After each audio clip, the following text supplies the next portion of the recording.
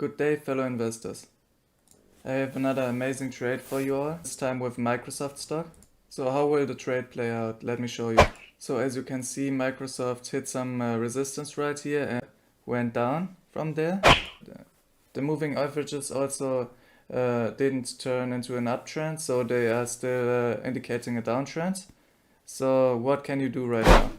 So here's the trade. You can short it at 327.79, around that area. Place your stop at 333.12 and your profit target at 311.45.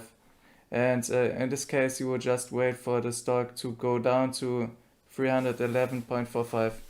This is a lower probability trade because you enter with one candle just indicating that it could bounce down from resistance, but you could still take this trade. So this trade would give you a 2.84, around 3 times return on your money invested.